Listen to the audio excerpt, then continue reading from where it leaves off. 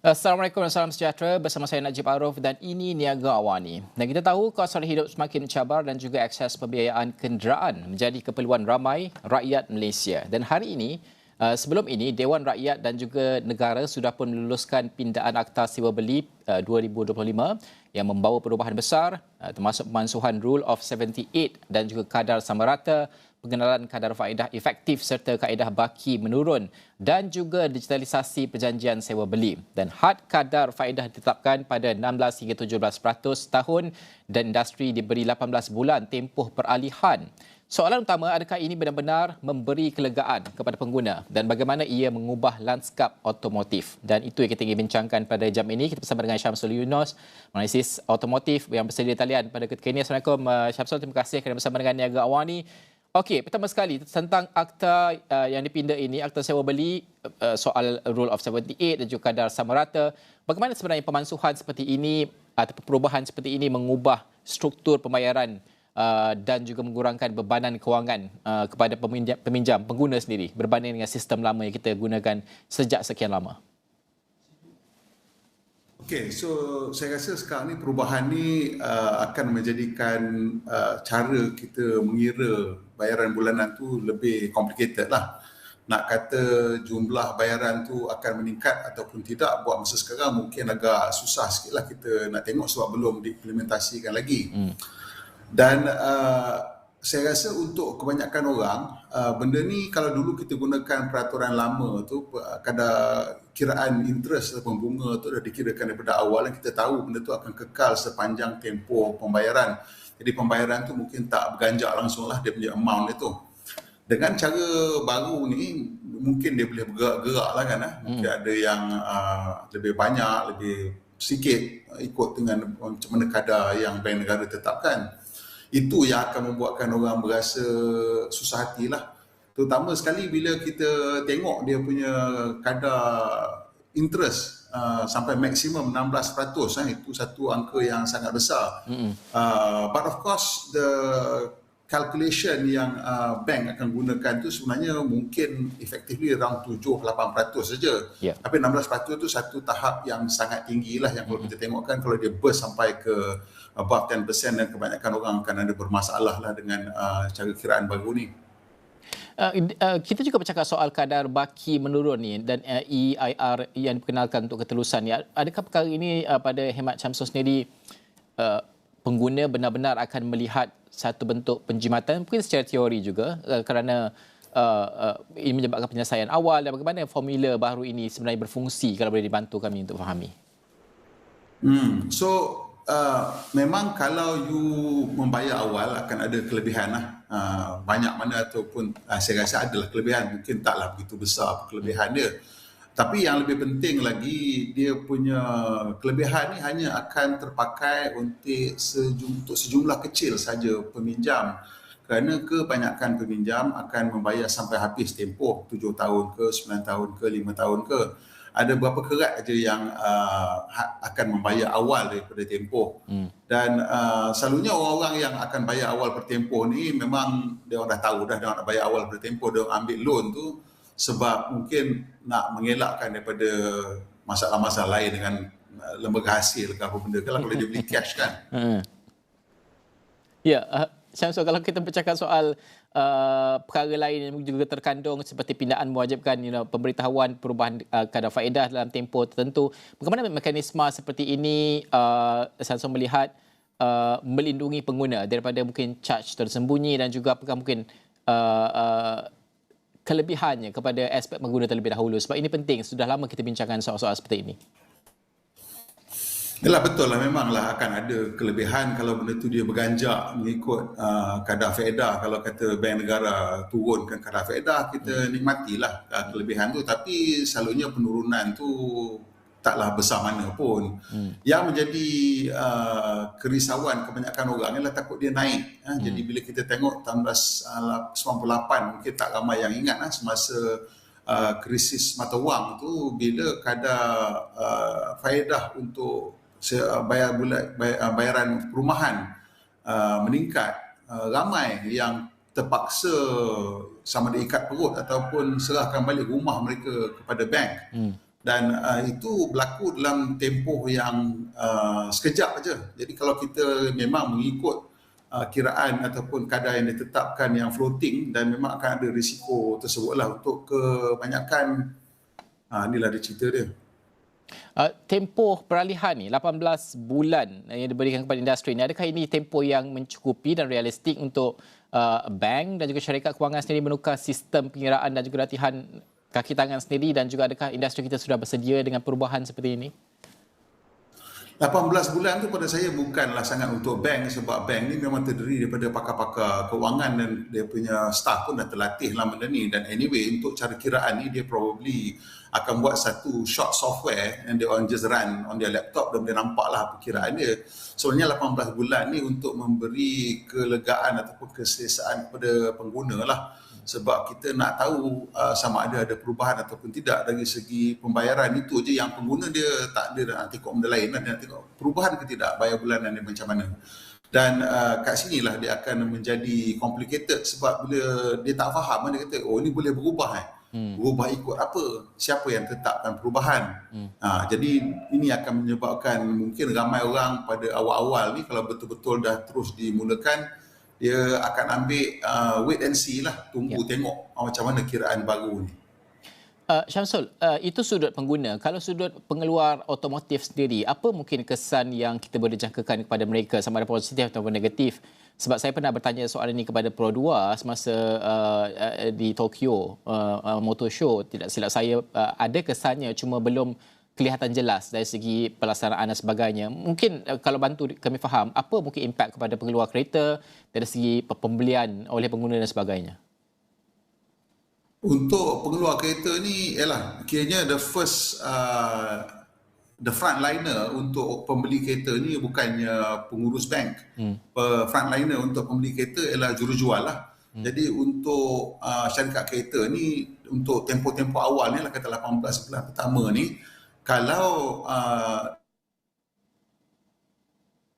oleh pihak bank dan pihak kerajaan tak jelas dan membuatkan orang susah hati, dan susahlah kerja dia orang, dan mungkin akan melihatkan ada satu penurunan, kalau tidak jangka panjang pun secara sementara lah. Sementara orang nak berasa selesa balik dengan kiraan ni, sebab kita kena bear in mind, takkanlah bank tu nak mengalami kerugian kan. So macam mana pun sistem you bagi, kiraan macam mana pun you bagi, bank tetap tak akan nak rugi punya. So untuk tempoh awal ni kita nampak, kalau kata syarikat kereta perlu, mereka mungkin terpaksa memberikan sedikit subsidi lah kepada interest yang akan dikenakan oleh pihak bank untuk menarik balik pembeli, kalau katalah kiraan baru tu mengakibatkan kenaikan dari segi bayaran bulanan. Okey, Syamsul, secara keseluruhannya untuk industri otomotif, sama ada pengguna ataupun pengeluar sendiri, kita melihat beberapa perubahan dilaksanakan. Antaranya ada sudah pasti pindaan Akta Sewa Beli ini. Kita juga bercakap soal lemon law sebelum ini, kita dah bincangkan. Bagaimana untuk Syamsul melihat bergerak ke harapan sektor otomotif ini, keterjaminannya untuk kepentingan pengguna dan juga pengeluar sendiri serta industri secara keseluruhannya? Jadi sekarang kita ni sedang mengalami satu orang kata disruption yang sangat besar sebenarnya sejak tahun 2022, apabila China secara wholesale mula memasuki pasaran ekspor secara besar-besaran, terutama dengan teknologi kereta elektrik, dan diikuti sekarang untuk tahun ni kita lihat di Malaysia teknologi hybrid dan plug-in hybrid banyak masuk daripada China. Jadi untuk pengguna, sebarang peningkatan dari segi persaingan sudah tentu akan menjadi sesuatu yang baguslah, sebab selalunya dia akan mengakibatkan penurunan harga, dan kita dah pun nampak ini mula berlaku. Sekarang ni untuk pihak industri pula lah, macam mana pihak industri otomotif tempatan ni akan boleh bersaing, dan macam mana pihak pentadbiran sekarang memikirkan cara untuk mengekalkan kewujudan industri otomotif di Malaysia ni. Sebab kalau kita tengok, antara benda yang menjadi kritikan ialah cara kiraan open market value yang dikatakan akan mula dikuatkuasa pada bulan 7 nanti, yang itu pun akan mungkin mengakibatkan kenaikan harga, sebab kiraan open market value tersebut akan mengakibatkan kenaikan jumlah yang dikenakan cukai oleh kerajaan. Dan ini sebenarnya yang OMV ni agak contentious sikit, sebab pihak industri mengatakan ianya mendenda mereka yang mempunyai operasi CKD. Sebab kalau you import kereta dan kiraan open market value tu ikut invoice lah apa yang you declare untuk masuk. Tapi untuk OMV yang CKD ni akan ada beberapa perkara tambahan yang akan mengakibatkan kiraan tu menaikkan kadar cukai ataupun duty excise yang akan dikenakan. Ini sedang dibincangkan secara hangat jugalah dalam industri. So ada beberapa banyak benda yang masih lagi tak diselesaikan dengan jelas pada bulan Januari 2026 ni, moving forward for the year. So that is quite difficult year lah for the automotive industry. Okay, difficult years year untuk at least 2026. Kita ingin melihat adakah itu akan menjadi realiti ataupun sebaliknya, dan juga penting kerana ini adalah industri yang besar impaknya bukan sahaja kepada pengguna dari segi membeli kenderaan dan sebagainya, tapi juga peluang pekerjaan pada akhirnya yang sekiranya industri terganggu pastinya ada kesan kepada peluang pekerjaan tersebut. Syamsul, terima kasih kerana bersama dengan kami, bantu kami untuk memahami sedikit tentang bagaimana pindaan ini, dan kita seperti yang Syamsul sebutkan tadi, kita menantikan pelaksanaannya dan juga apabila diwartakan nanti kalau dilaksanakan lebih jelas bagaimana pelaksanaan ini akan dikuatkuasakan dan juga kesannya kepada ekonomi kita secara keseluruhannya. Terima kasih Syamsul. Baik, seterusnya, fokus utama Kementerian Ekonomi adalah memastikan rancangan Malaysia ke-13 RMK13 yang merangkumi pelbagai perancangan ekonomi dan pembangunan dapat dilaksanakan sebaiknya dalam tahun pertama. Menteri Ekonomi Akmal Nasir berkata perkara itu ditekankan dalam perbincangan beliau bersama Gubernur Bank Negara Malaysia Datuk Seri Abdul Rashid Ghaffur mengenai prospek ekonomi negara. Beliau berkata kestabilan nilai ringgit memberi isyarat positif terhadap keadaan ekonomi yang semakin kukuh sekaligus menyokong pelaksanaan rancangan pembangunan dan dasar ekonomi.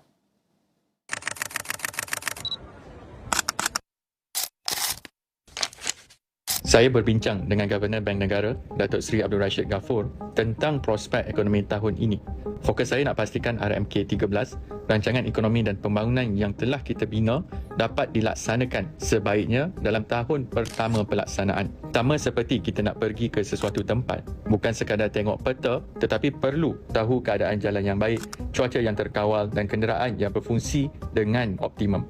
Perancangan ekonomi hanya akan dapat dilaksanakan sekiranya perniagaan dapat pembiayaan dari bank hasil kawal selia sistem kewangan yang baik. Dalam masa yang sama, nilai ringgit yang semakin stabil memberi isyarat positif terhadap keadaan ekonomi yang semakin kukuh. Ini semua beri kesan kepada pelaksanaan kepada segala rancangan ekonomi dan pembangunan negara. Baik, pensijilan minyak sawit mampan Malaysia MSPO membantu negara memenuhi keperluan kelestarian yang semakin dimasukkan ke dalam perjanjian perdagangan bebas FTA. Menurut Lembaga Minyak Sawit Malaysia MPOB, Ketua Unit Pembangunan Perdagangan MPOB Nazlin Ismail berkata tahun-tahun kebelakangan ini FTA berkembang daripada memberi tumpuan hanya kepada perdagangan kepada memasukkan elemen kelestarian. Sehubungan itu, beliau berkata Malaysia boleh mempromosikan langkah-langkah kerajaan untuk memastikan kelestarian pengeluaran minyak sawit melalui pensijilan MSPO dalam perbincangan FTA sambil turut memperluas akses pasaran. Beliau berkata penyertaan Malaysia dalam FTA juga membantu syarikat-syarikat termasuk perusahaan kecil dan sederhana PKS untuk berintegrasi dalam perdagangan global. Selain daripada mengukuhkan hubungan perdagangan, FTA boleh dimanfaatkan untuk menggalakkan kelestarian, terutamanya minyak sawit Malaysia yang diperakui MSPO. Ujarnya FTA juga menyediakan platform untuk mempamerkan dan mengutamakan pensijilan MSPO bagi memastikan amalan pengeluaran lestari diiktiraf dan dihargai oleh rakan dagang. Beliau berkata FTA moden kini memasukkan bab mengenai alam sekitar, buruh, kerajaan, perdagangan dan pembangunan lestari TSD serta sistem makanan lestari yang memberi penekanan terhadap kelestarian di seluruh rantaian bekalan. Beliau berkata apabila pasaran global semakin peka terhadap keperluan alam sekitar, sosial dan tadbir urus ESG, bab TSD memainkan peranan penting dalam memastikan pertumbuhan ekonomi selaras dengan pembangunan lestari jangka panjang. Malaysia's MSMEs grew by 5.8% year-on-year in 2024 and contributed 39.5% of GDP, employing 48.7% of the workforce. And of course, to ease costs, the government cut service tax to non-residential rentals to 6% from 8% effective 1st January 2026, raised the exemption threshold to 1.5 million ringgit and granted a one-year rental SST exemption for newly registered MSMEs, a package costing 500 million approximately in foregone revenue. And mandatory e-invoicing for firms with 1 to 5 million ringgit sales is postponed by 1 year with a penalty-free transition, even as Malaysia enters the fourth phase of rollout. Firms are currently exempt. Meanwhile, EPF for non-Malaysian employees is mandatory at 2% plus 2% from October 2025, and the multi-tier levy mechanism MTLM kicks in 2026 to reduce foreign worker reliance to 10% by 2030. And of course, utilities are more complex and volatile under the new CNB tariff structure and automatic fuel adjustment AFA from July 2025 with component-based billing for businesses. And to discuss further on these topics, we have Datuk William Ng, National President, Small, Medium and Enterprises Association Malaysia, Samenta. Good morning, Datuk. Thank you so much for joining Niaga Awani. First of all, Samenta, of course, welcomed the Prime Minister's announcements, especially the SST rental exemption and the one-year postponement of e-invoicing as much needed breathing space for MSMEs. But you've also, stressed that postponement doesn't mean the problem goes away. From your conversations on the ground, do SMEs genuinely, see this as a time to prepare, or is it there is a risk they are simply delaying tough adjustments? Good morning. And first of all, I think we must give credit where credit is due. Yeah. I think the relief package announced by the Prime Minister, particularly the increase in threshold for the SST rental, and of course the commitment not to find any SME during the phase 4 of the invoicing for 1 year. I think this all shows that the government is listening to the SMEs, is listening to the ground. So in that sense, I thank the Prime Minister for these announcements. But my fear is that many SMEs may think that, since the government is relaxing, so we should also be relaxed. I think that's very dangerous because these are, in my mind, temporary reliefs and not permanent ones. We have entered what I call the compliance economy, not just in Malaysia, but I think governments all over the world are imposing more regulatory requirements and forcing businesses to step up and incorporate more steps in their business.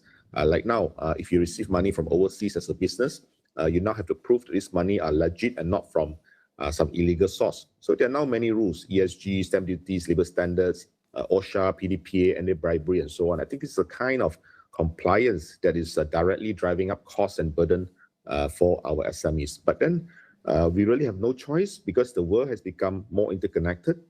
Supply chains have become more interconnected, and these new rules are needed for this interconnectivity to happen. So whether you like it or not, I think we'll see more rules, more compliance requirements, whether it is local or overseas. So my message to business owners, to SMEs is really, regardless of this relaxation given by the Prime Minister and the government, the message is really to change faster. Because I think, like it or not, I think we need to digitalize our accounting, we need to automate our business, and we should not blame the government. Because if we don't change now, we lock out of the global supply chain. But at the same time, Najib, Samenta has also asked the government to put up a 24-month moratorium on any new cost, whether it is at federal level, whether it's at state level, whether it's local council level. I think this will help give our SMEs a chance to breathe. So while we tackle all these new requirements, this carbon emission report, these higher worker benefits, digitalization, invoicing and whatnot, in the meantime, don't add more costs and more rules for the time being. Let us digest what we have first. I think every SME I'm talking to is asking, why is the government making us do so much more, pay so much more, and so on, how to do business? So like I said, we are asking the government to properly sequence the policy, not to delay it permanently, but at the same time, I think SME cannot just wait and see. You mentioned about the compliance cost. It's very crucial and important for us to discuss further on that. But before that, even with all the reliefs being announced by the Prime Minister and also the government, you've warned about the triple threat, which is the margin compression, liquidity squeeze, and also low productivity. Even with these temporary reliefs, how serious is the risk that Malaysian SMEs could still lose competitiveness, especially against imports or regional players?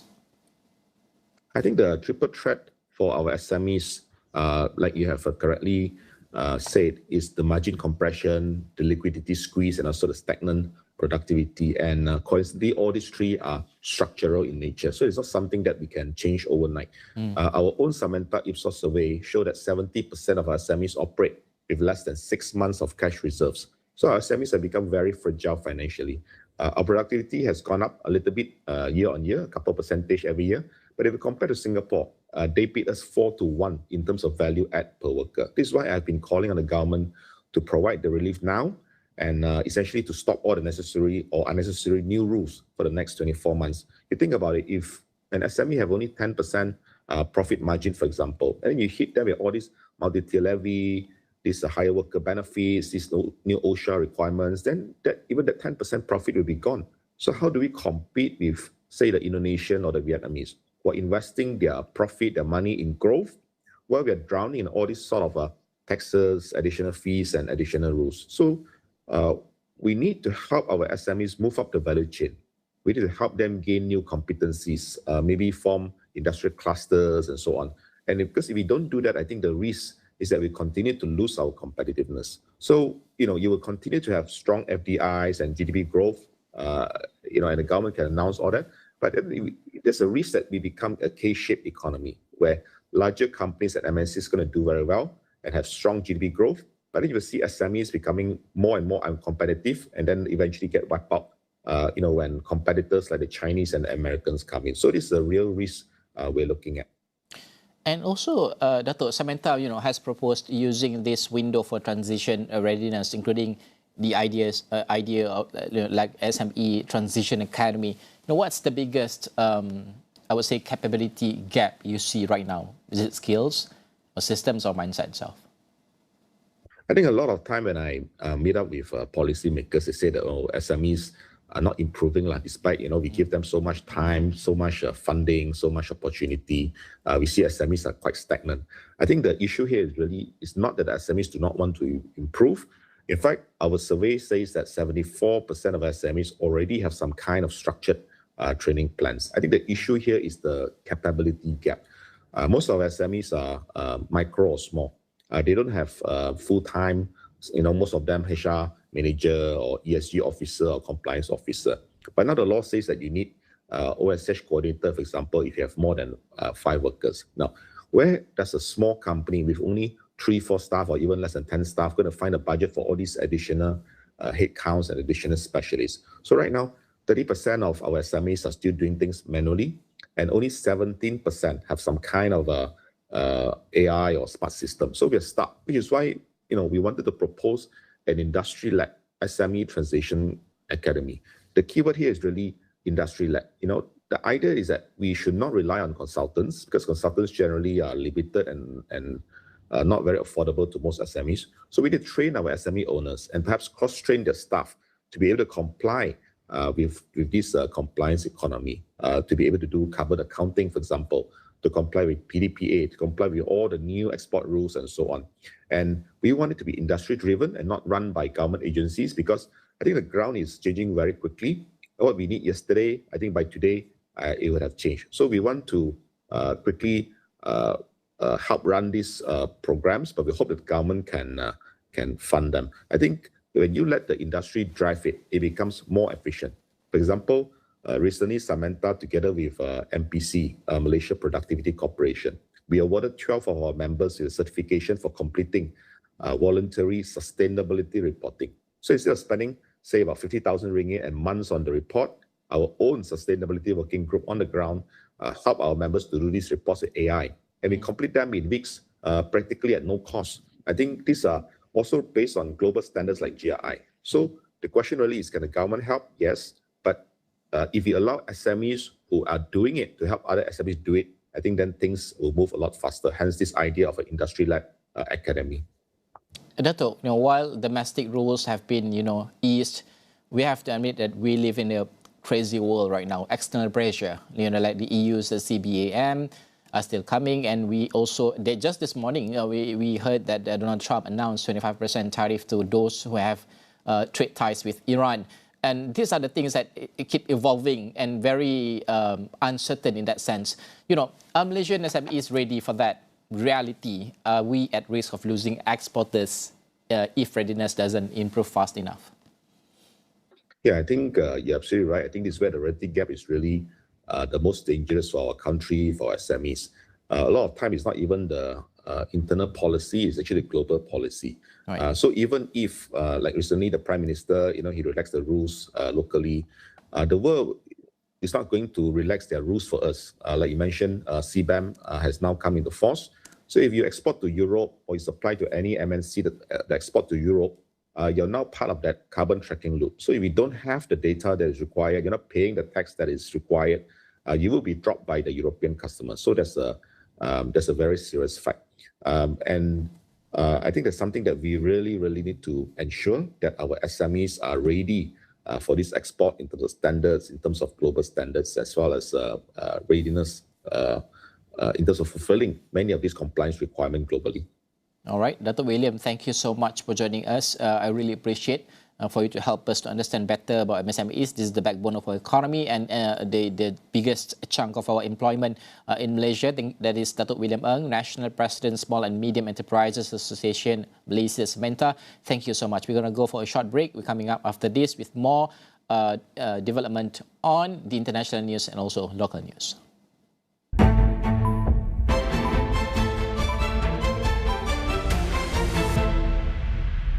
Essences melembutkan dan menyilatkan semula rambut anda dengan 100% pati tumbuhan sebenar seperti minyak argan dan aloe. Menutrisi secara mendalam untuk rambut lembut dan berkilat semula, bebas daripada paraben, parafin dan pewarna. Herbal Essences. Kini anda boleh stream hiburan tanpa henti dan Netflix hits dengan Astro One. Mungkin ini permulaan yang terbaik untuk aku fikir dulu. Kau tak payah nak berlakon dah. Get it together.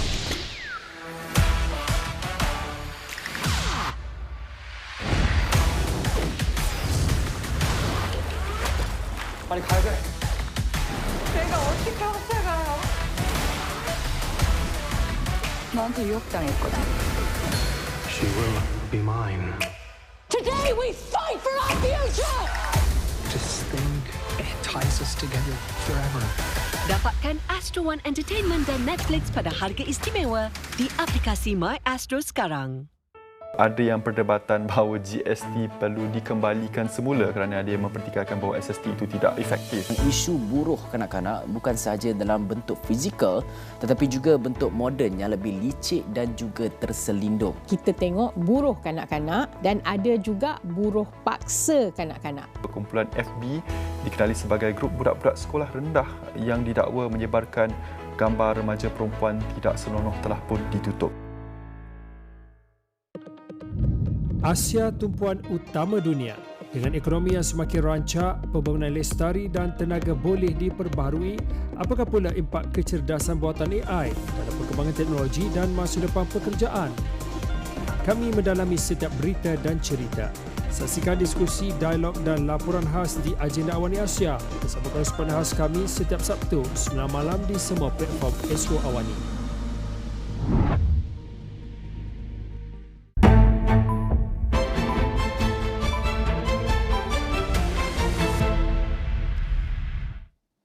Anda masih lagi menonton Niaga AWANI bersama saya Najib Aroff. Baik, Presiden Donald Trump umum negara yang berdagang dengan Iran akan dikenakan tarif 25% serta merta jika mereka berdagang dengan Amerika Syarikat. Pengumuman melalui media sosial itu dilihat langkah Washington untuk memberi tekanan hebat ke atas Tehran susulan protes anti-kerajaan yang beragut lebih 600 nyawa termasuk pihak berkuasa. Trump beberapa kali telah pun mengugut Tehran untuk melancarkan campur tangan ketenteraan jika pentadbirannya mendapati Iran menggunakan kekerasan yang membunuh penunjuk perasaan. Beliau berkata garisan merah yang ditetapkan Amerika Syarikat dalam isu protes tersebut sudah pun langgar Iran dan beliau serta pasukan ketenteraan mempertimbangkan secara serius untuk melakukan campur tangan. China, Brazil, Turki dan juga Rusia antara rakan dagang utama Iran dan Trump kini dilihat semakin menggila selepas menculik bekas Presiden Venezuela Nicolas Maduro dan umum dirinya sebagai Presiden sementara negara Amerika Latin itu. Selain itu, Trump turut ugut mahukan Greenland milik Denmark atas alasan keselamatan daripada ancaman China dan Rusia.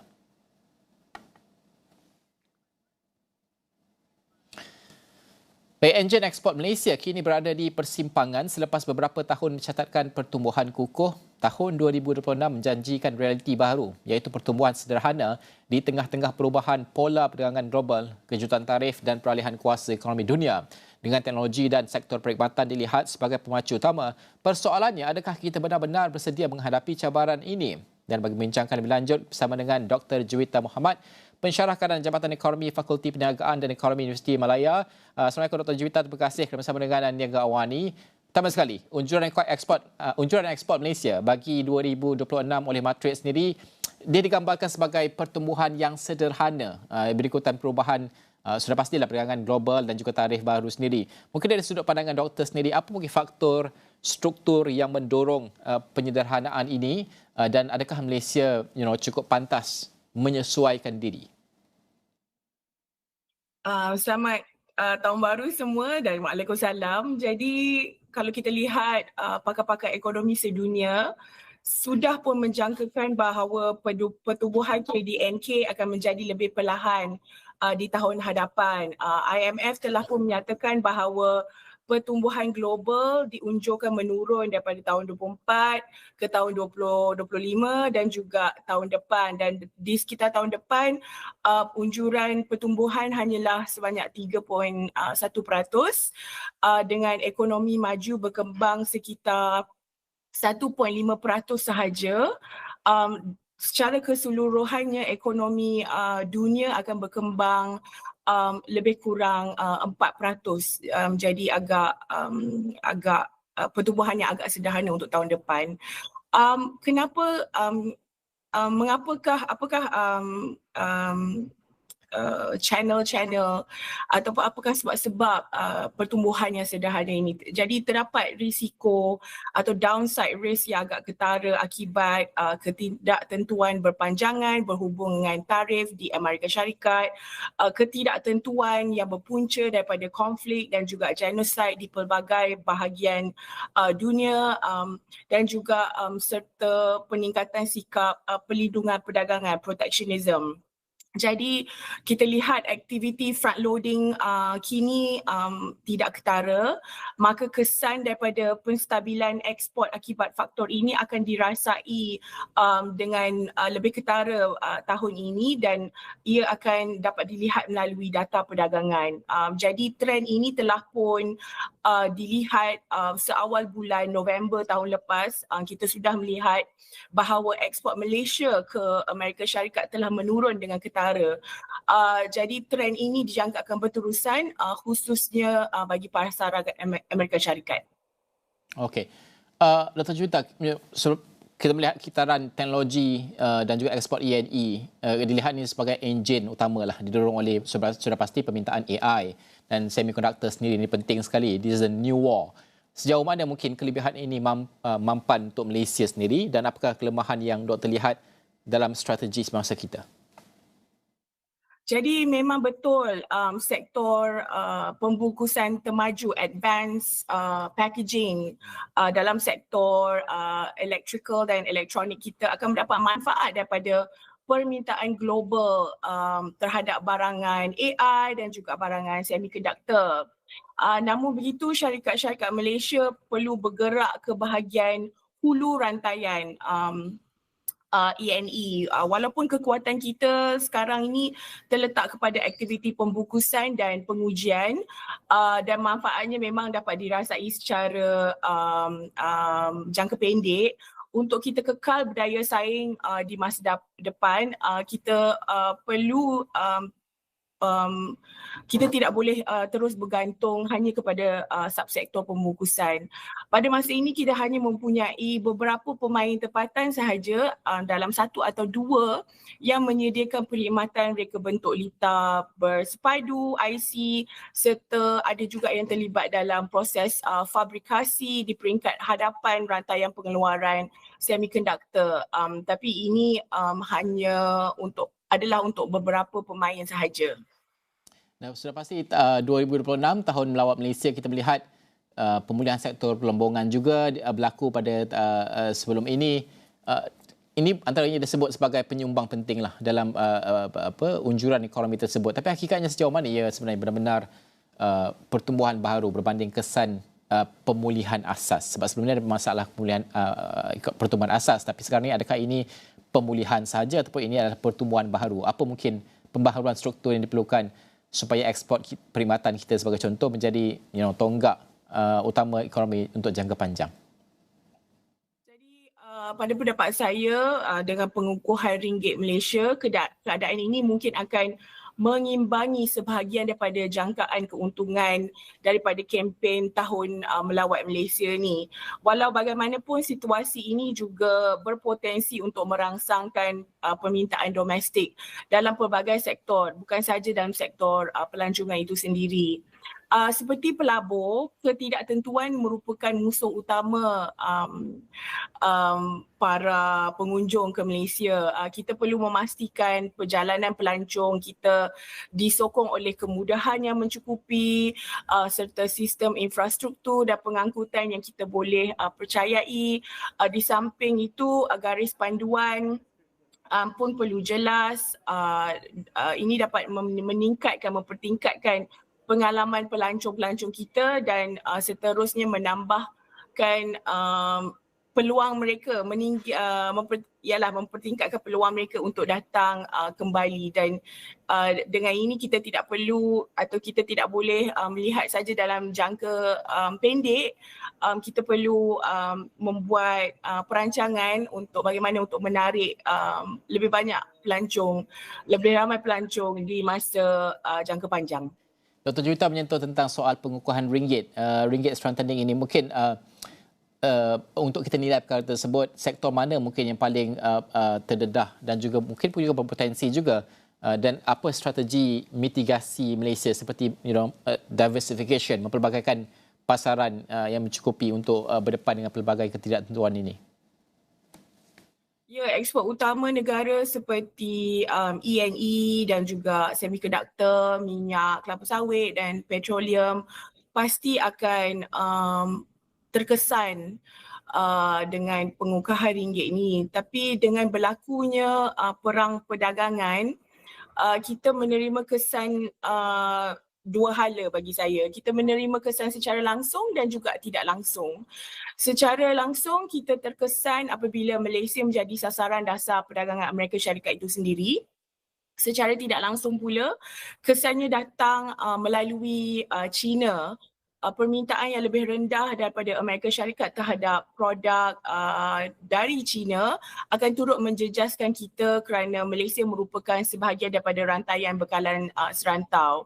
Jadi bagi saya, buat masa jangka pendek ni, pengukuhan ringgit pula perlu akan memberikan manfaat kepada isi rumah kita dan kita sememangnya patut menikmati peningkatan kuasa beli kita di sini, di dalam negeri ataupun di luar negara. Tapi betul, export diversification diperlukan untuk mana-mana firma sebagai strategi jangka panjang mereka untuk tidak terus bergantung kepada pasaran China ataupun pasaran Amerika Syarikat.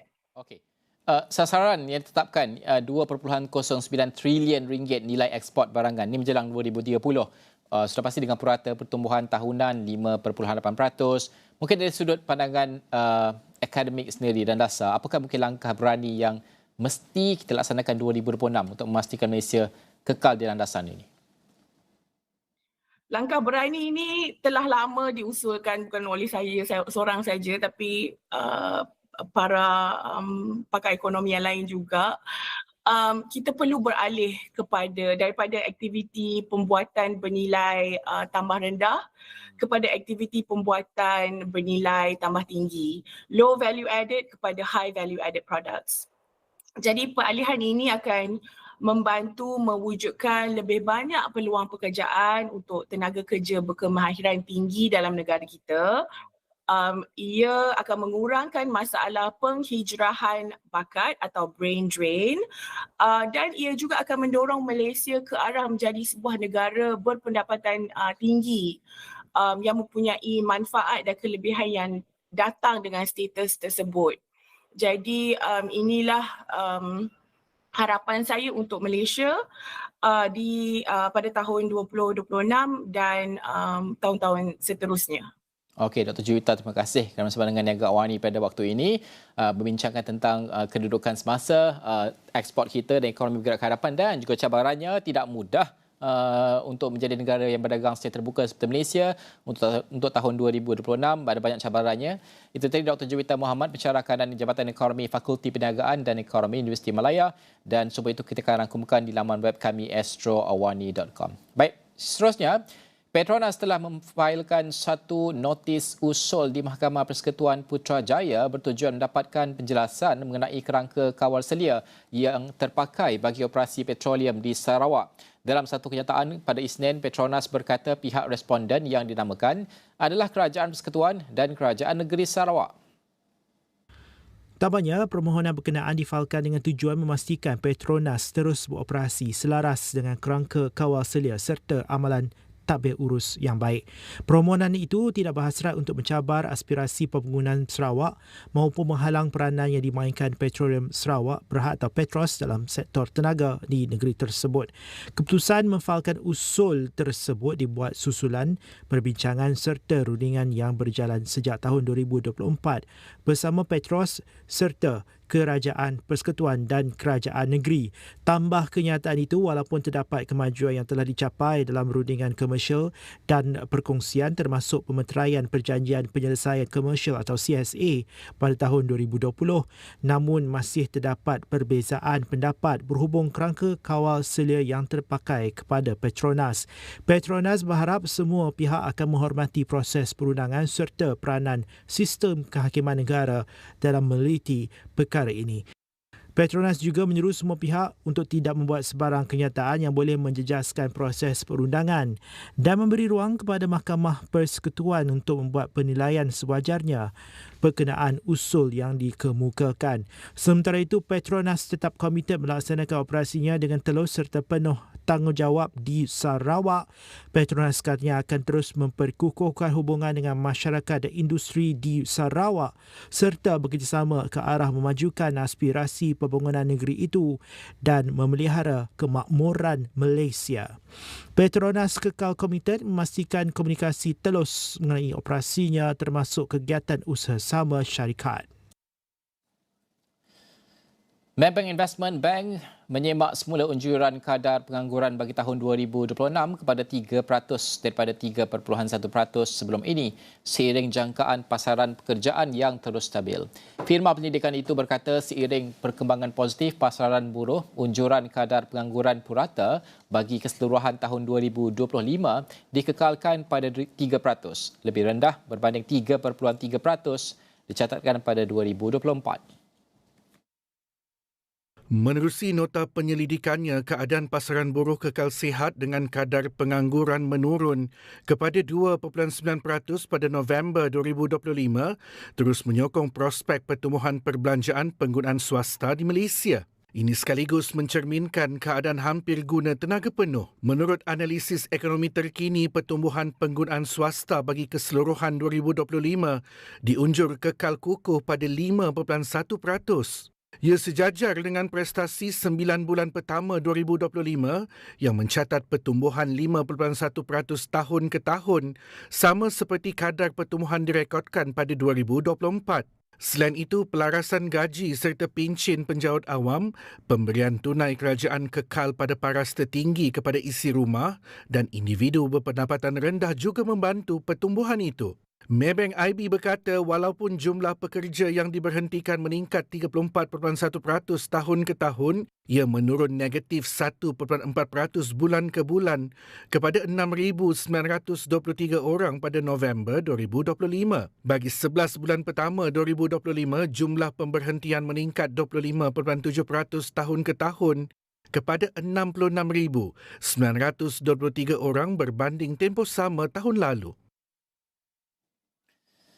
Sementara itu, ekonomi Malaysia dijangka terus mencatatkan prestasi memberangsangkan dengan pertumbuhan keluaran dalam negara kasar KDNK diunjur sebanyak 5.2% tahun ke tahun pada November 2025. Bank Pelaburan itu menjelaskan angka positif berkenaan menjadikan purata pertumbuhan bagi tempoh 2 bulan pertama suku keempat iaitu Oktober dan November 2025 berada pada paras kukuh 5.7%. Penganalisis Maybank IB Suhaimi Ilyas dan Azril Rosli dalam nota penyelidikan itu berkata momentum berkenaan memberi isyarat jelas ekonomi negara berada di landasan tepat bagi mengekalkan pertumbuhan pantas. Menurut laporan itu, sektor komoditi menjadi penyumbang utama apabila pengeluaran minyak sawit mentah CPO terus melonjak dengan pertumbuhan 2 digit sebanyak 19.4% pada November 2025 berbanding tahun sebelumnya.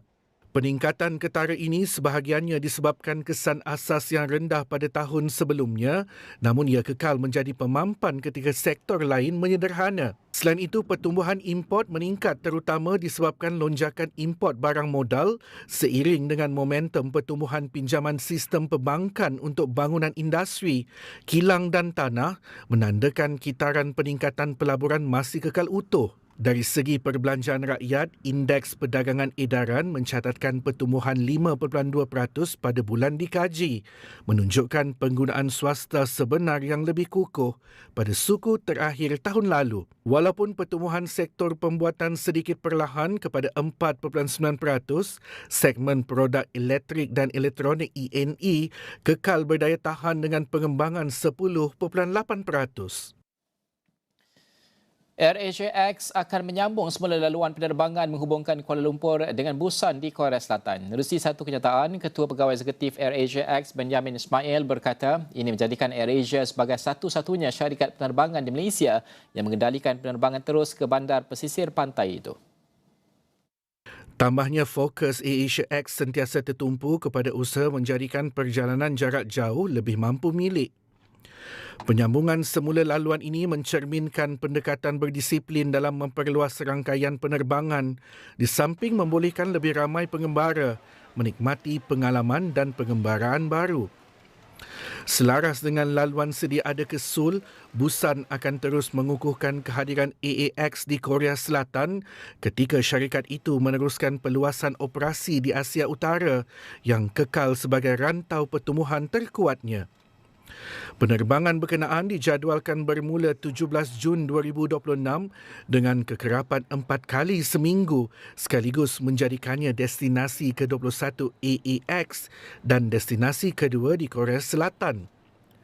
Bagi meraihkan penyambungan semula laluan ke destinasi tersebut, AAX menawarkan tambang promosi antara Kuala Lumpur dan Busan bermula serendah RM299 sehala termasuk bagi kelas ekonomi atau RM999 sehala bagi semua termasuk bagi premium flatbed.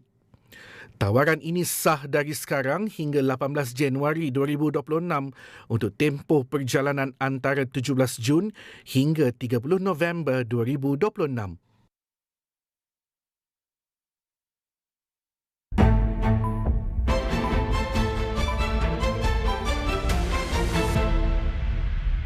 Kementerian Pendidikan bertanggungjawab sepenuhnya terhadap keselamatan murid dan pelajar sewaktu mereka di sekolah. Malaysia dan Korea Selatan terus memperkukuh kerjasama dalam bidang teknologi hijau dan kecerdasan buatan AI menerusi pelaburan dua syarikat utama Republik itu. SPRM akan meneliti dan menjalankan siasatan sekiranya dapat unsur rasuah dalam pelaksanaan projek Aerotrain di KLIA yang dilaporkan sering mengalami gangguan perkhidmatan. Kau tahan. Nah. Kau jaga family aku. Good night, Papa. Good night. Apa kata kita storm in tu? I tahu you nak marah I. Tak. Curious. Kita tak sama, Ma. Papa bukan takut air. Ketua Inspektor 5. Aku saja je nak test kau. Ayo. Encik Khalid was just here. Dekat mana dia sekarang? Bad Call. Stream episod terbaru dahulu. Eksklusif on demand. Dan 9 malam di Astro Citra. Musim semakin memuncak. Di sini, tiada ruang untuk ragu. Yang kental melangkah, yang berani mencipta sejarah. Dan cantik, wow! Setiap perlawanan jadi penentuan. Demi sorakan, penyokong setia. Ini padang kita. Liga Super secara langsung di Astro Arena Bola dan Astro Go. Racism in Malaysia is not just a social issue, it is deeply entrenched in our institutions and our policy making. How come every other time there is something that is triggering? Whenever there is a heavy vehicle collision or a fatality involving heavy vehicles, public frustration often zeroes in on the driver, the lorry driver. I mean, that's the easiest. Typical pajak business model.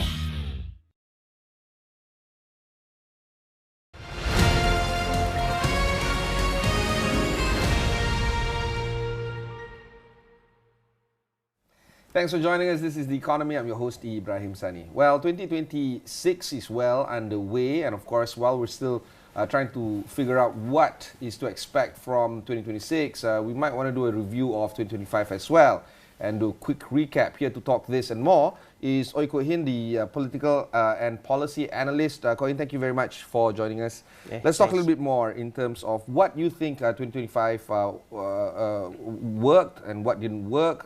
And if you had to sum up Malaysia's economy and governance landscape in 2025 in one sentence, what would be your review on this? Thanks, Ibrahim. I think maybe the question for me, the sentence would be a year of experimentation. You are seeing that the government perhaps increasingly confident with its majority, and they start to take some experimentation. For example, we see Budi 95, the fuel subsidy rationalization that is, hopefully rolling. It's something that multiple governments, consecutive governments have been talking about it, or the Prime Minister talk about it, but to actually execute it is a different matter, right? And I think the government is slowly implementing steps, putting mechanism in place to ensure that if and when the time comes, they can roll out that rationalization. I would say, if you look at SARA as well, the 100 ringgit monthly aid for Malaysians through the e-Kasih, extremely poor households, I think that is a good policy as well. Of course, it's questionable. I think some critics have mentioned that if there's one-off announcement, 100 ringgit to everybody, I think if such a universal blanket policy, if you have a broad tax base, you boleh lakukan. Kan? Universal tax benefits, universal basic income. But if you don't have a broad tax base, it may make sense to limit it, target it to, let's say, for example, the B40, and maybe give them more than 100 ringgit, for example, rather than you give 100 ringgit to some T20 people, which is not even enough to fuel their very expensive cars and so on. However, I understand the rationale to do universal blanket policy, where in some countries, they tax the rich quite high, and this is what they get in return, because it's a society, everybody gets the benefits. But we don't have that in Malaysia. Our tax rate is quite low. Our corporate tax, inheritance tax, for example, apa lagi, capital gains tax dan sebagainya amat kurang lah. So I think the government is struggling with that tax revenue as well. Now, we saw the slew of announcements made by the Prime Minister at the start of the year. Mostly positive reviews, but there are detractors that say things like along the lines of these reforms come at a time when his political base is currently wavering. There's also other detractors saying that of all the political reforms, these ones, while it's nice to have, there are much more critical reforms that needs to be done. And of course, DAP, for instance, have said after the Sabah elections that they might pull out, or they might rethink their position if no reforms are done in 6 months. How do you read this situation when it comes to PMX issuing these kind of reforms, including term limits for the Prime Minister and many more? Yeah. I think that's the interesting things about political reform. You would think that, okay, let's say a political party, a coalition that comes to power, campaigning, promising reform, will implement reform. But actually, the reform doesn't happen like that. What you see in real life is reforms happen when, let's say, a government, a political party is feeling unsure about its, political stability and sebagainya. Contoh, we have Ismail Sabri, who came in the time that, when Tan Sri Muhyiddin just lost his majority after UMNO pull out.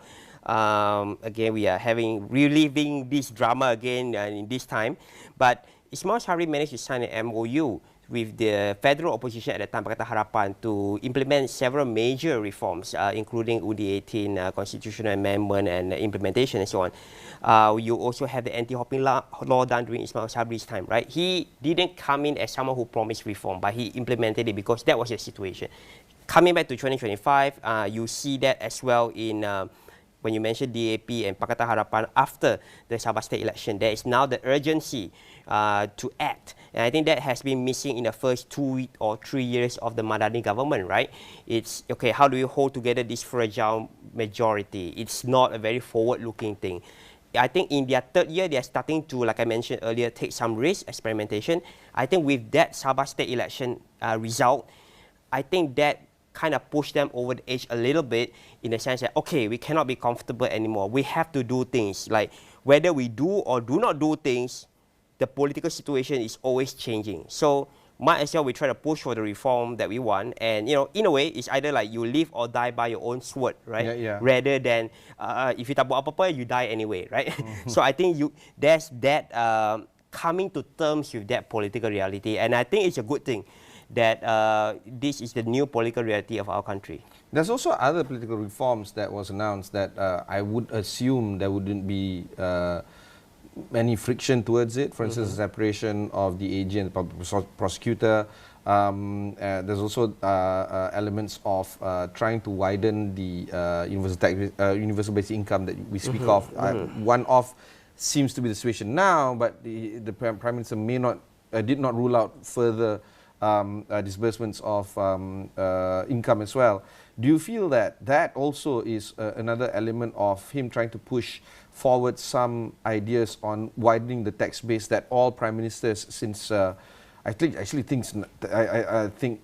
since Najib trying to widen the tax base? These reforms take time, but do you feel that there's no bite towards coalition partners trying to make these reforms? Because only Pakatan Harapan wants these reforms, but other members within the unity government might not necessarily have that kind of feel for these kind of reforms? Yeah.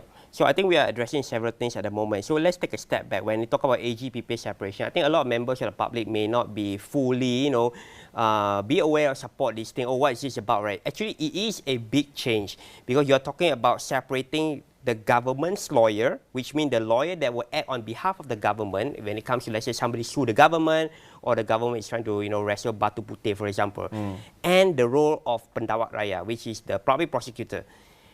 The very clear case of why this is important is when certain political leaders were charged in court, and then when they win power, they instruct the, as the government lawyer to drop the case.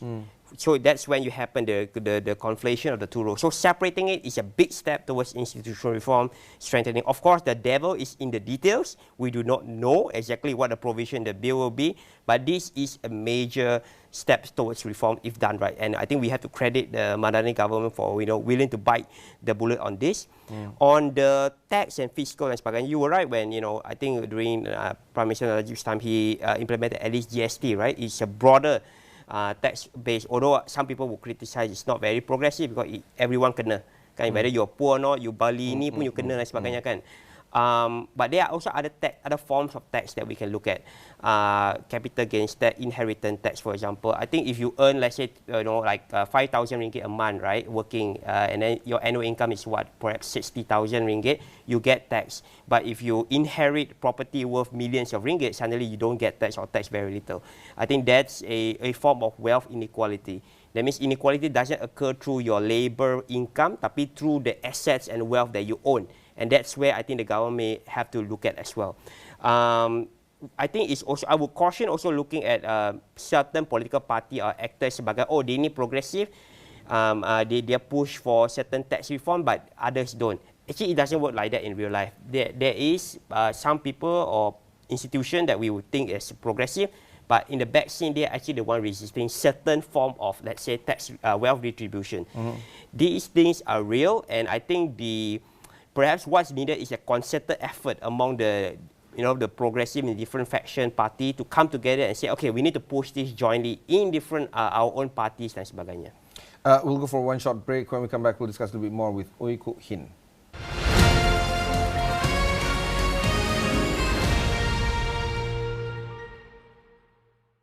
Ada yang perdebatan bahawa GST perlu dikembalikan semula kerana ada yang mempertikaikan bahawa SST itu tidak efektif. Isu buruh kanak-kanak bukan sahaja dalam bentuk fizikal tetapi juga bentuk moden yang lebih licik dan juga terselindung. Kita tengok buruh kanak-kanak dan ada juga buruh paksa kanak-kanak. Perkumpulan FB dikenali sebagai grup budak-budak sekolah rendah yang didakwa menyebarkan gambar remaja perempuan tidak senonoh telah pun ditutup.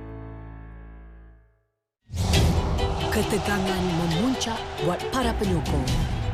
Derby Manchester. Satu persaingan abadi. Di mana kedua pasukan enggan mengalah. What a phenomenal match this has been.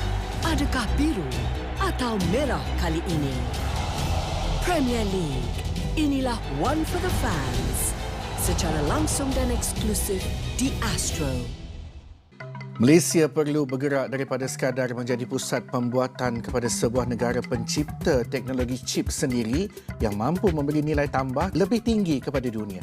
Kerajaan bersetuju untuk mempertimbangkan agar pengusaha bot di Sabah dan Sarawak turut layak menerima subsidi petrol RON 95. Sabah kini memiliki 2 tapak rizab biosfera susulan pengiktirafan diberikan kepada Kinabatangan oleh UNESCO.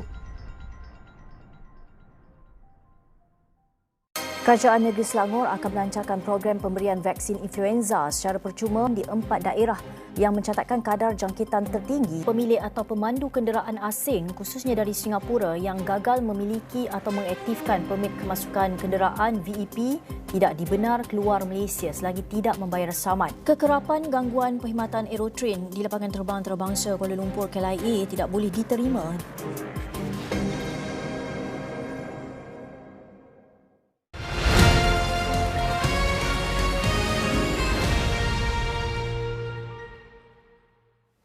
Thanks for staying on with us. I have in the studio with me Ui Kok Hin, a political and policy analyst. Kok Hin, let's talk a little bit more about the decision shift.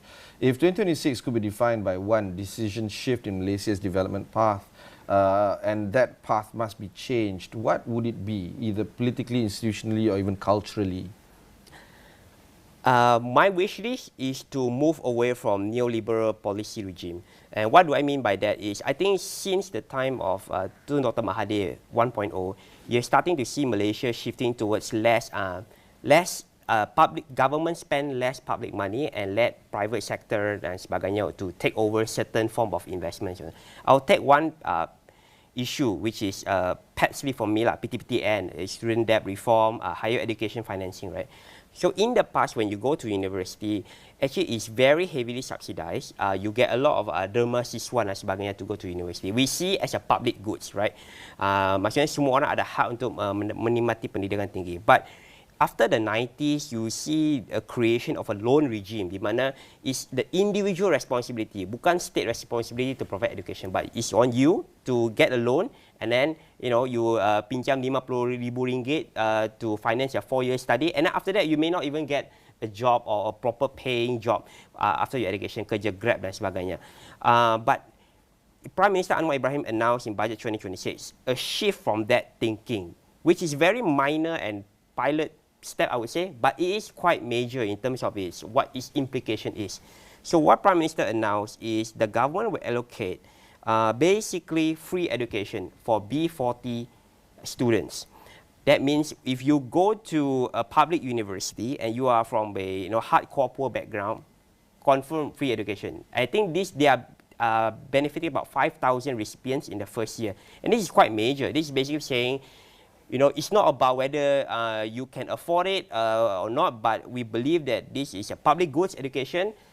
Your kewangan you tak okay shouldn't be a barrier for you to enjoy education. So that's a major step. Another one I want to mention is the program called Siswa Sulung. I think this is a credit to not just Anwar but the previous government under Ismail Sabri and so on.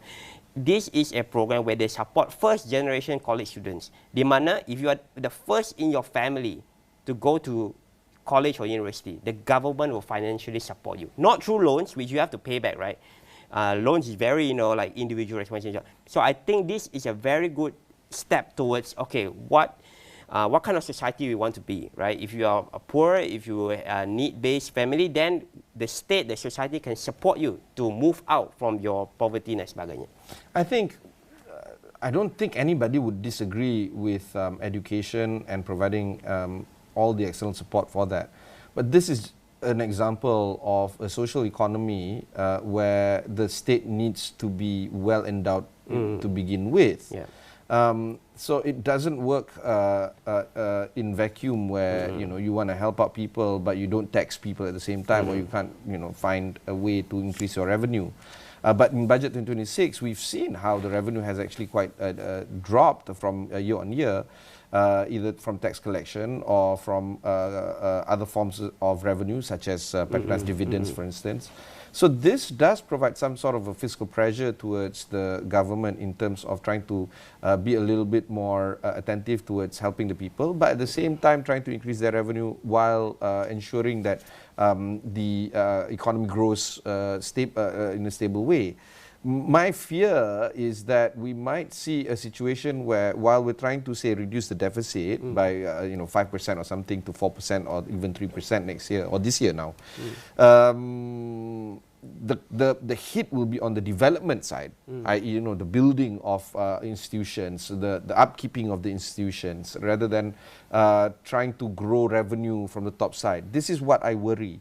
Do you have that kind of view as well, or do you think that the government has what it takes to actually achieve all these various possibilities, increasing revenue, maintaining fiscal deficit or target, or i.e. to reduce it, and to increase welfare state and get more people to benefit from this? Yeah, I mean, you're on the right track completely. I agree with you. In the US, for example, other than whatever crisis they're going through at the moment, the US punya right-wing actors, when they want to reduce the tax and sebagainya, they don't say we are not for ending poverty dan sebagainya. They will in fact go to the tax thing that you mentioned, which is you reduce the capacity of the state to run this program. You don't go after the program themselves. You reduce the state capacity to provide this program. And that is where they come up with terms, for example, like tax relief. If you compare tax breaks, for example, they did they run labs and experiments and so on. Like how do we convince people to support the tax breaks for the rich, right? So if you say tax break, it does feel like a bit cheating, like the rich is getting a break, but you package it balik sebagai tax relief, for example. Then it's like tax is being seen as a pain, a burden imposed on rich people who deservedly got their wealth dan sebagainya. So this kind of discourse, I'm sure it's happening in Malaysia as well, and perhaps they do have more significant veto power over our policy making, right? I think maybe this is the conversation that needs to happen in 2026. In fact, maybe the second half of this decade, right? Now we are practically looking at 2026 to 2030, the second half of this decade. I think we need to look at how do we broaden revenue for the state in able to provide the kind of programs, benefits that we want the society to be. I can tell you with certainty that part is already there in RMK 13 to broaden the base. All eyes are on execution and implementation now. And I think that while the plan is nice to have, do you think that execution can be done in this administration, or whatever government comes after the general election? That is certainly, everybody's talking about it now already. Do you think that is the risk that you are looking at? Yeah, I think there's definitely that risk, and I do want to talk about the whole transition of government power. Okay, if you look at Japan and Australia, for example, would you consider developed countries with relatively functional governments? Yeah. Japan and Australia have so many frequent turnover of prime ministers, even more than us. We have 4 prime minister in 8 years. Kita pun macam, dah banyak gila, politically unstable dan sebagainya. But in Japan and Australia, that's normal. And in fact, kalau serve 6-8 years is considered one of the longest tenure, right? But they have functional governments. And I think maybe this is a new reality that perhaps Malaysia can embrace, right? Change of prime minister government doesn't need to lead to political instability dan sebagainya, as long as we have functional institution and competent civil service, public service. I think, you mentioned about execution, I think we need that sort of like competent civil service dan juga institutions that are independent and autonomous that can run things regardless of the political change of the day. Having said that, of course, it's important that whoever is elected has the mandate to change things, right? Otherwise, why bother with elections if I'm voted in power and then so-called deep state will decide everything, right? I think we need to balance both sides, which is there needs to be the ability of continuity, regardless of who is in power, and the mandate of the people to be able to elect the kind of government they want and the policy they wish to implement. I think that's a very aspirational way of looking at things. Are you optimistic that Malaysia will achieve that kind of balance in the near future? I wouldn't say it's an achievement of a state. It's more of an equilibrium where you kena main tarik tali. You have to achieve a certain equilibrium. Where if you are moved too much in one side or the other, it's not good. I think again, bringing back the US example, if you move too much to the political side, then they are undercutting a lot of bureaucracy that are important to ensure certain, for example, welfare benefits is run, certain science programs, space programs is run. When you just cut it across the board, there are unintended consequences dalam economics we mentioned that the ripple effect dan sebagainya. That, for example, I think very simple one, the tariff, right? US tariff. When they impose tariff coming on from China, they actually U-turn, but they realize that actually it undercut their own industry and sector, right? It's not you're not going to target the Chinese punya ni as they intended. Let's talk about the aspirations that you have for the people. Malaysia is a very diverse country. We're not homogeneous by any means and measure. Do you think that from language to culture to people to economic development status to geography, because of this diversity, do you think that it might be hard to get the kind of will from the people to ensure that everybody gets the most of what they want instead of just targeting a certain group of populace that might have a stronger say through the political means that they elect?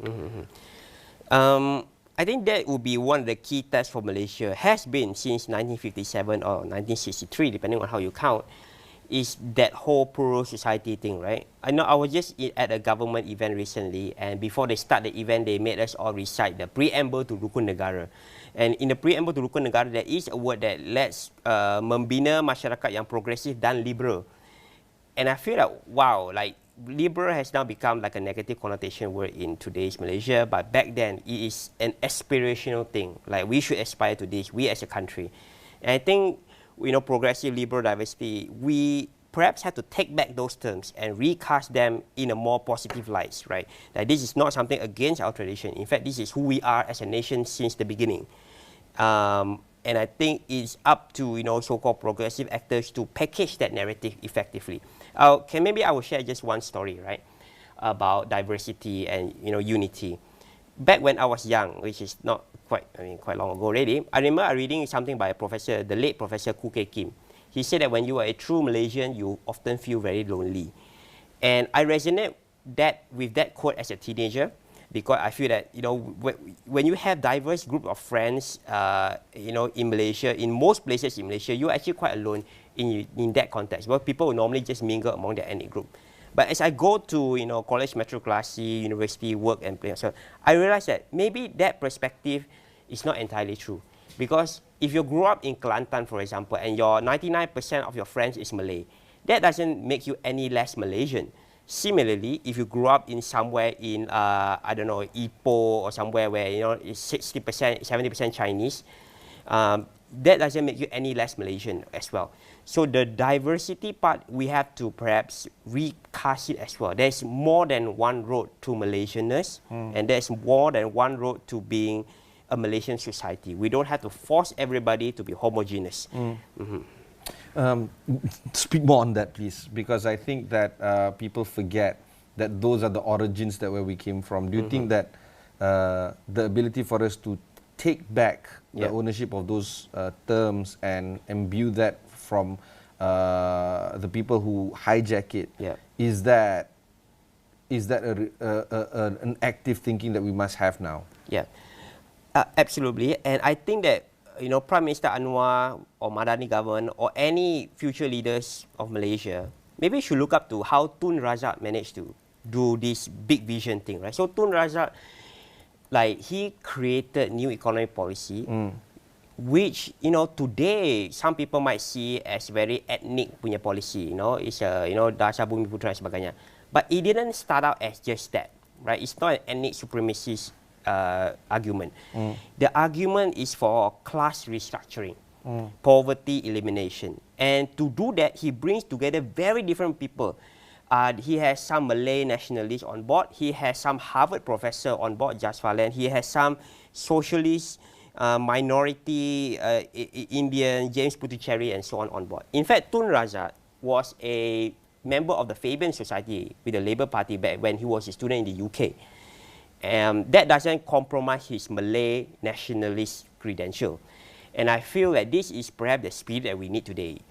To be a nationalist, but also one that is rooted in egalitarianism. It's not in ethnic, religious ke apa.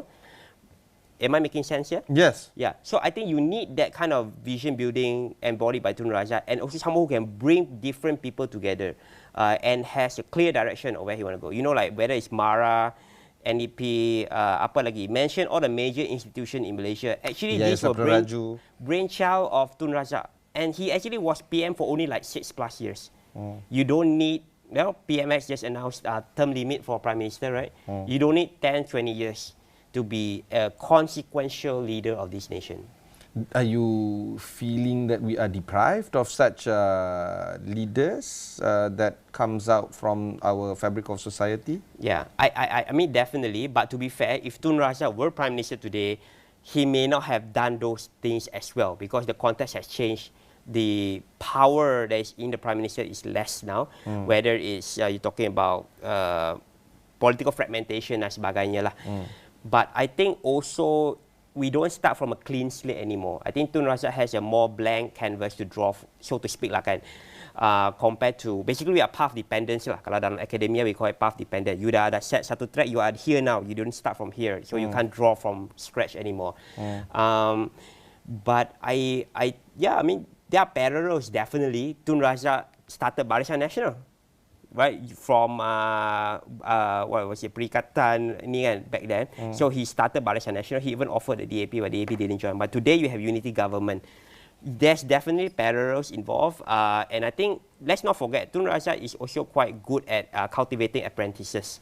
So when you talk about Tengku Razali, Mahathir, back then all very young, Musa Hitam and all that, he cultivated them. And I think people often forget Tun Razak was only in his late 20s, I think, when he was Menteri Besar Pahang or one of the leaders lah. And early 30s when he became the Timbalan President UMNO and basically number 2 lah in the country. Nowadays, if you are in your 30s, you'll be assigned to some pemuda role, and by the time you get to top leadership level at 50, 60 years old, you're already bought in with the system. Your thinking semua dah status quo, right? You're a bit absorbed by the need. Usually, I would think people in their 30s and 40s, not to be ageist here, but from my own personal experience, they tend to shake things up. In your teenage years, early 20s, you are just learning the ropes. In your 30s and 40s, you gain enough confidence, you have enough leverage relationship to shake things up. And I think, that's why it's so exciting to see like people like Syed Saddiq when he become minister, full minister at the age of I think 25, 26, right? And that basically shake up the status quo, di mana we expect people to be in your line, wait for your turn. But when you have a full minister at 25, that's something else, right? It's a learning curve for Saddiq or anyone else for that matter. Now today we have Akmal as the Menteri taking over Rafizi's portfolio.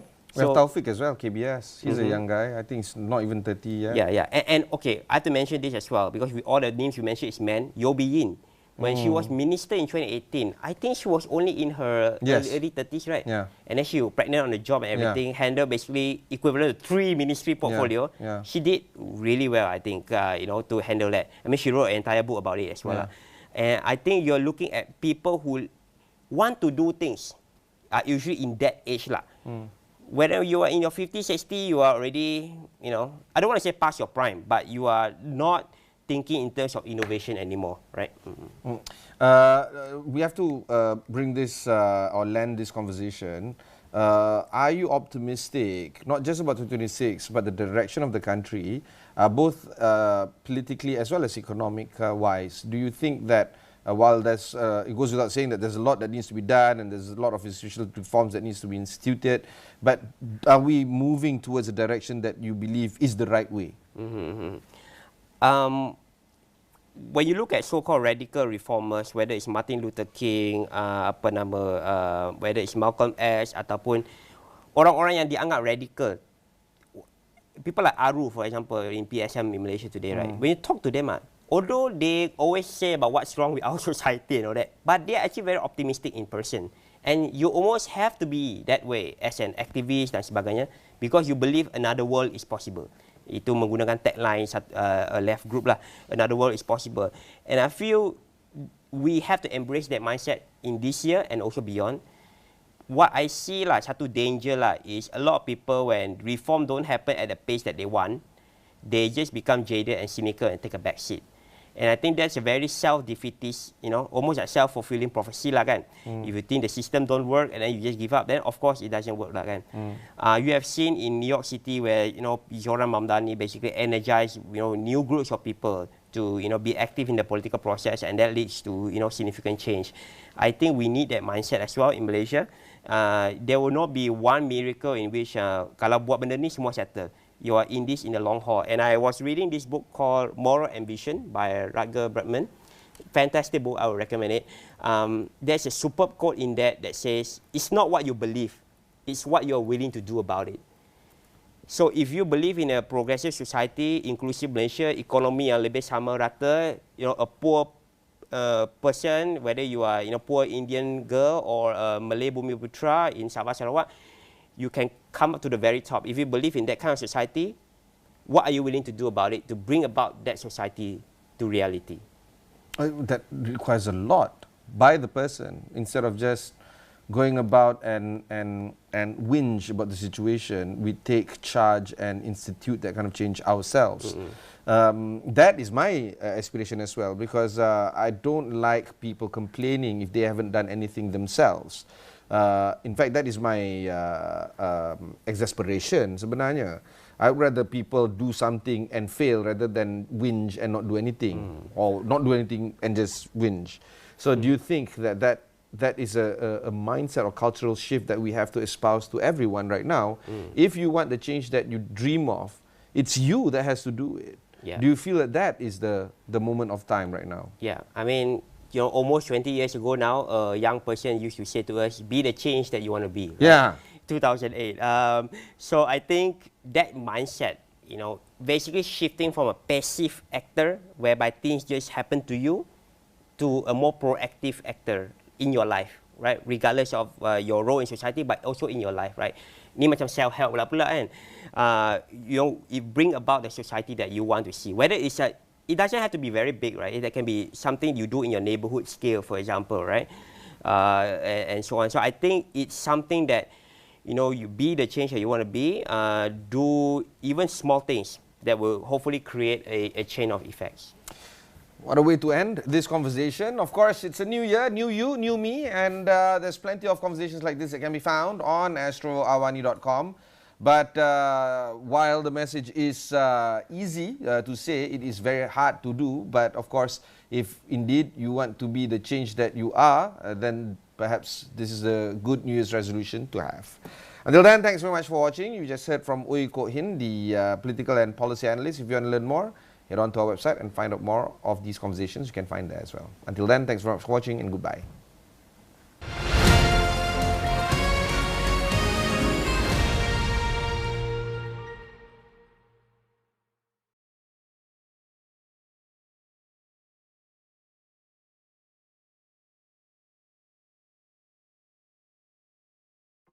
Dibawakan oleh penaja utama jelajah jiwa SME, Unified Business, rakan digital pilihan anda.